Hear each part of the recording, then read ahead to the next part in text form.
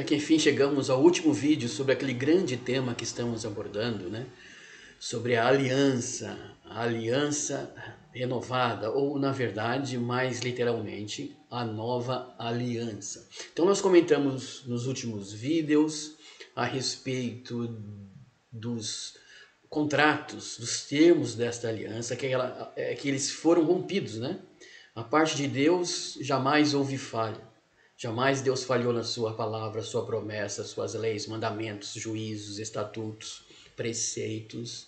Mas a parte do homem sempre foi falha, sempre rompeu. Até que precisou de Deus enviar o seu Filho para cumprir a nossa parte, para cumprir a outra ala da aliança. E foi assim então que nós terminamos e falamos, comentamos no último vídeo.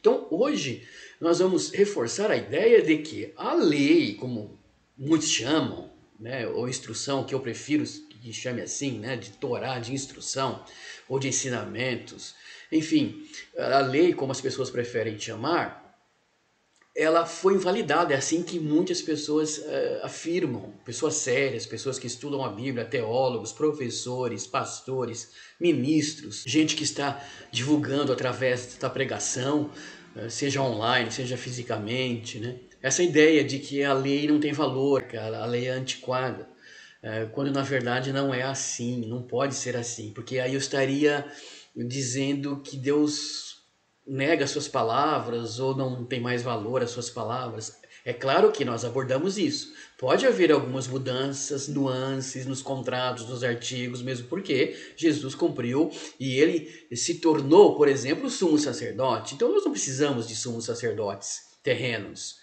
Jesus é a nossa Páscoa, então nós não precisamos mais de ter um cordeiro ou guardar um cordeiro para um 14º dia oferecer em sacrifício.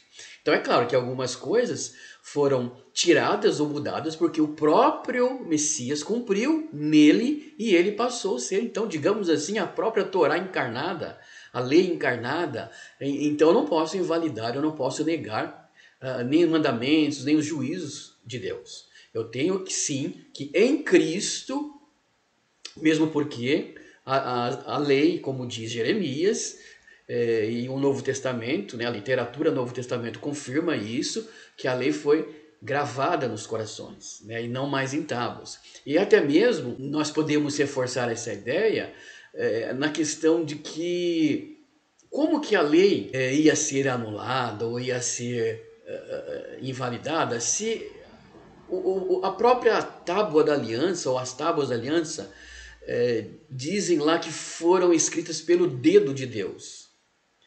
Então, se foi escrito pelo dedo de Deus, é algo eterno, algo que tem valor. Eu não posso considerá-lo como sem valor, como não tem mais importância nenhuma. Então, nós vamos ver e assistir nesse vídeo este conteúdo importante que vai abordar sobre os termos da antiga aliança e os termos da nova aliança. Então, podemos então começar dizendo assim, que Cristo encarnou a Torá. Muitos termos do Novo Testamento diz isso, né? É como se Jesus tivesse encarnado a Torá, que ele é a propiciação dos nossos pecados, que ele é o sumo sacerdote, que ele é o sacrifício, que ele é o tabernáculo, que ele é a Páscoa, conforme nós dissemos já.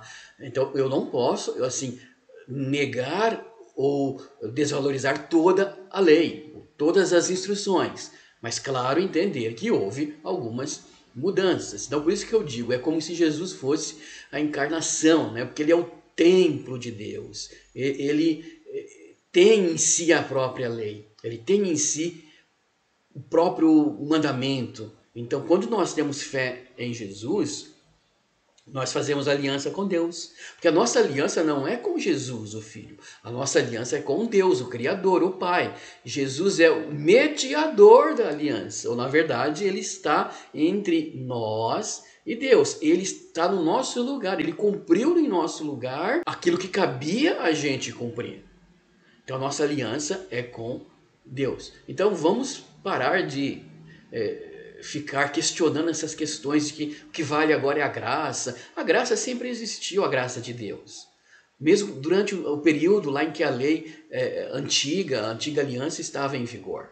Então a gente precisa abordar essa questão com mais veemência. No Antigo Testamento, nessa literatura, também falava muito em amor.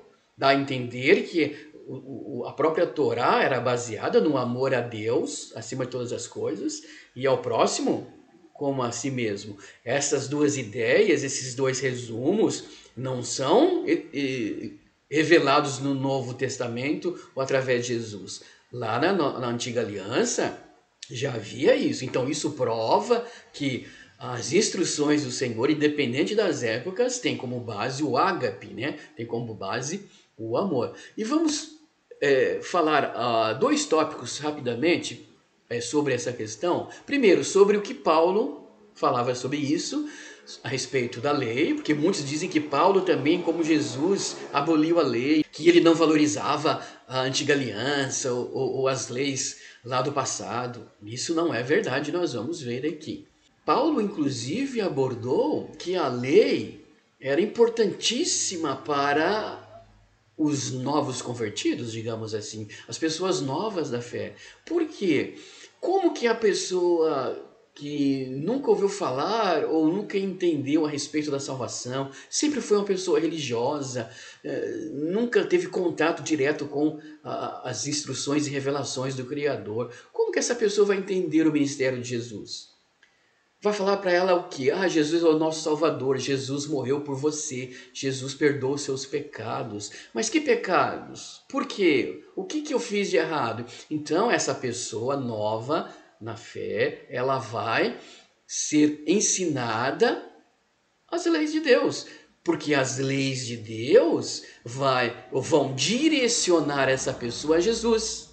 Aí sim ela vai entender o porquê de Jesus, por que ele veio, por que ele morreu, por que ele ressuscitou, porque ela já teve ali o ensinamento dos primeiros passos, tem que começar do zero. Quando a gente vai evangelizar uma pessoa, temos que começar do zero, explicar para a pessoa o porquê da condenação, porquê do pecado, o que Deus se agrada, o que Deus não se agrada, qual é a lei de Deus. Então temos que explanar a essa pessoa os antigos mandamentos, as duas tábuas da lei, os juízos, os decretos lá do Antigo Testamento, para que ela seja direcionada a Jesus. Inclusive Paulo usou um grande exemplo a esse respeito.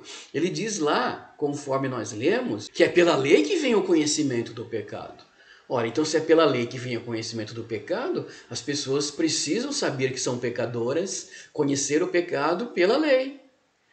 A criança, ela vive pela alimentação leve, não é verdade? Ela não começa com um alimento sólido. Como diz lá em Gálatas 3, que de maneira que a lei nos serviu de aio para nos conduzir a Cristo, para que pela fé fôssemos justificados. Mas depois que veio a fé, já não estamos debaixo de aio. Aio, na verdade, é uma palavra grega que significa paidagogos, ou seja, como um professor, como um guia, como um ensinador. Então era um escravo na antiguidade que tinha a função de levar o menino à escola.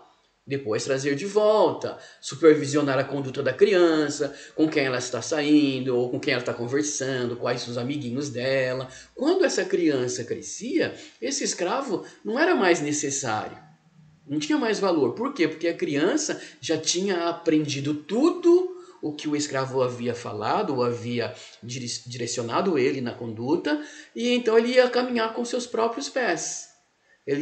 A criança que agora é adulta, iria fazer aquilo que ele havia aprendido. Então essa ilustração se aplica ao valor da lei, ou seja, eu não preciso mais da lei para entender quem é Jesus, para entender a salvação, porque eu já sei disso. O que eu tenho que fazer é seguir a Cristo, é imitá-lo, é fazer o que ele ensinou, me revestir do seu poder. Essa que é a questão. Então, a lei serve para nós, além de nos dar o conhecimento do pecado, ela nos direciona a Cristo. Então, Paulo valorizava, sim, bastante a questão das leis, dos mandamentos, dos antigos decretos do Senhor lá. Então, a antiga aliança foi realizada com um povo imaturo em sua infância, podemos dizer assim. Então, aquele povo precisava disso, precisava do leite, precisava dos primeiros passos, né? Precisava de uns decretos desses que nós encontramos na palavra, para que eles pudessem ir amadurecendo e ou ficar instalados no coração deles. Então eles não iam precisar mais da lei para instrução no sentido de mudar a vida. Não, eles estariam com a lei no coração, então eles iam viver em obediência a essa lei. Então é isso que Paulo dizia nas suas cartas, disse nos seus ensinamentos. Então o que é obsoleto, né, conforme a palavra usada ali, é o fato de eu não necessitar mais de ler a lei, entendê-la para conhecer Deus, conhecer a aliança. Não, porque isso eu já aprendi, eu já sei dela. Agora eu vou viver nela através de Cristo, tá bom? Então é esse o ensinamento do apóstolo Paulo nessa questão. Olha aí, nesse slide como prova, né, esses textos aí, que Paulo, ele argumentava contra as obras da lei e não contra a lei em si. Ele nunca foi contra ou opositor à lei. Ele foi opositor às obras da lei. E nem é questão de obediência à lei, é obras. Ou seja, a pessoa conhecer a lei, aplicar na vida aquilo que a lei diz e achar que com isso ela é justa, ela é justificada. É isso que acontecia. Então os judeus antigos, os incrédulos, que se apegavam às normas, aos regulamentos da antiga aliança, eles achavam que pelo fato de obedecer cada item, cada tópico dos mandamentos, eles eram justos. Ou seja, para eles a obra, o que eles faziam, justificavam. Então o que Paulo questiona aí, como diz ali, ó, sabendo o que o homem não é justificado pelas obras da lei, mas pela fé em Jesus Cristo. Temos também crido em Jesus Cristo para sermos justificados pela fé em Cristo e não pelas obras da lei. Porquanto pelas obras da lei, nenhuma carne será justificada, porque eu pela lei estou morto para a lei, para viver para Deus. O outro texto lá, né, que nós já abordamos isso, que fala que a lei nos serviu de aio. Ou seja, no momento parece que ele nega, que ele é contra, no outro ele é a favor. Não é isso, é questão de interpretação. A gente precisa destacar o seguinte, ele batia na tecla na questão da prática do que a lei mandava em troca de uma justificação. Então, por exemplo, eu vou guardar o sábado de qualquer jeito, não importa, mas eu guardei o sábado, então eu sou justo, porque esse meu trabalho, essa minha obra de guardar o sábado me justifica. É isso que Paulo condenava, as obras da lei e não a lei em si. Tanto é que temos um exemplo interessante sobre essa questão também, que é o fato daquele evento ocorrido com Pedro e Barnabé, lembram? Eles estavam em Antioquia com um outro grupo de judeus e estavam ali sentados à mesa, conversando com cristãos gentios, sem analisarem o que eles estavam fazendo, sem pensar no que eles estavam fazendo ou se preocupando com ritos judaicos. Não, eles estavam lá, os judeus, né? Pedro e Barnabé e mais algum pessoal, sentado à mesa com gentios. Mas de repente chegaram judeus cristãos que pregavam que era necessária a circuncisão, que eles ainda estavam presos aos antigos decretos, mandamentos de Deus. E o que aconteceu? Os dois, tanto Pedro quanto Barnabé, foram dissimulados a ponto de se afastar dos não-judeus, os quais estavam juntos com eles ali, porque eles ficaram com medo desses judeus cristãos. Por quê? Porque eles poderiam ser acusados ali, poderiam criar ali um grande conflito. O que Paulo fez ao ver isso? Paulo chamou Pedro cara a cara e disse na frente de todos: se tu, sendo judeu, vives como gentios e não como judeu, por que obrigas os gentios a viverem como judeus? Nós somos judeus por natureza e não pecadores dentre os gentios, sabendo que o homem não é justificado pelas obras da lei. Por quê? Porque o que Pedro ali e Barnabé fizeram foram obras da lei. Eles achavam que estavam errados porque estavam descumprindo a lei. Então aí Paulo chama atenção e diz isso. Então não é justificado pelas obras da lei, mas pela fé em Jesus Cristo. Temos também crido em Jesus Cristo para sermos justificados pela fé em Cristo e não pelas obras da lei. Porquanto pelas obras da lei nenhuma carne será justificada. Veja que ele é bem repetitivo nessa questão. Quando a gente lê o livro de Gálatas e de Romanos, nós percebemos ele batendo nessa tecla, sempre se opondo às obras da lei, porque o pessoal achava que o fato de praticar, de fazer algo que a lei mandava, causava justificação. E não é essa a questão. Então ele rebate as obras da lei e não a lei. Tanto é verdade que ele elogia a lei em outros textos, ele fala bem da lei em outras situações, como nós podemos ver ali em Romanos 7,12. E assim a lei é santa e o mandamento santo, justo e bom. Tá vendo? Quando ele fala da lei, ele fala bem, positivamente, porque a lei é de Deus. A lei, ela é irrevogável, porque ela vem do Criador. Deus não muda. Então ele diz, é santa, justo, o mandamento, né? Santo, justo e bom. E a lei é santa. No 7,25, dou graças a Deus por Jesus Cristo, por nosso Senhor, assim que eu mesmo, com o entendimento, sirvo a lei de Deus, mas com a carne a lei do pecado. Está vendo? Então ele mesmo está dizendo que ele servia a lei de Deus. Claro que em Cristo, pela obediência em Cristo, naturalmente ele ia servindo a lei. É assim que funciona. É assim que é, porque a lei está gravada no coração. Então, quando fala de lei, ele jamais se opõe. Ele se opõe às obras da lei. Então, ele não se escorava em atos da lei ou em obras da lei. Essas obras ele negava veementemente, mas não a lei em si. Ele vivia Cristo, o imitava. Porém, nunca negou ou subestimou a Torá, ou instrução, lei. Então, creio que a parte de Paulo está resolvida. Claro que você precisa ler mais as cartas de Paulo, ler mais a carta de Gálatas, mais o livro dos Romanos e todos os textos escritos do apóstolo Paulo, que ele aborda bastante essa questão e muitos distorcem, muitos entendem de maneira equivocada e nos confundem. E a gente fica meio que perdido nessa questão. Mas na verdade é essa, foi bem esclarecida aí. Nós usamos a própria escritura.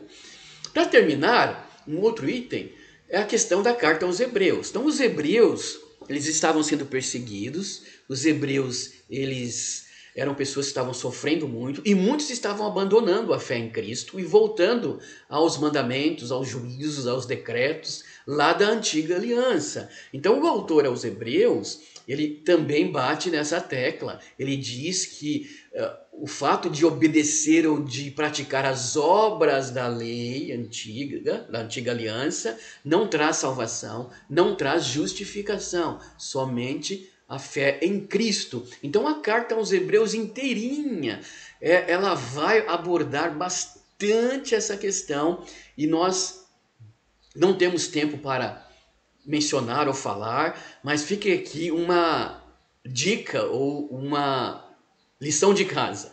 Leia toda a carta aos hebreus.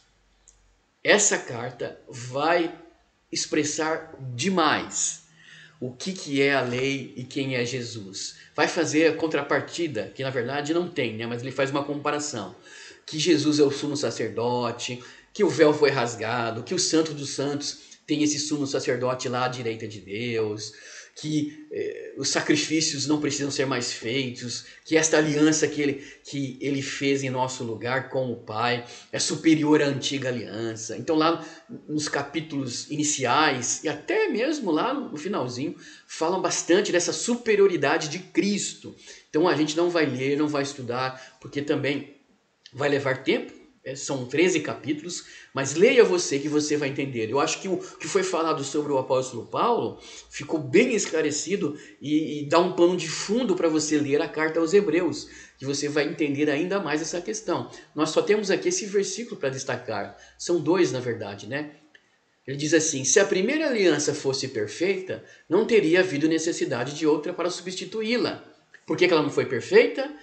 Deus não fez direito? Claro que não. Porque o homem corrompeu-se A parte de cá, a parte da humanidade, o povo, ele rompeu, né? Não corrompeu, mas rompeu, destruiu, ele traiu, rasgou os decretos, ele não cumpriu. Então, ela não foi perfeita, por causa do nosso lado.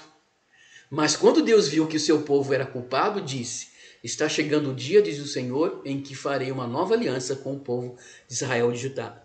E essa nova aliança, repito, é essa aliança em que o próprio filho dele obedeceu a parte que nos cabe, né? Obedeceu a parte do povo, por isso que a aliança foi feita, encerrada, concretizada, selada e ela é eterna.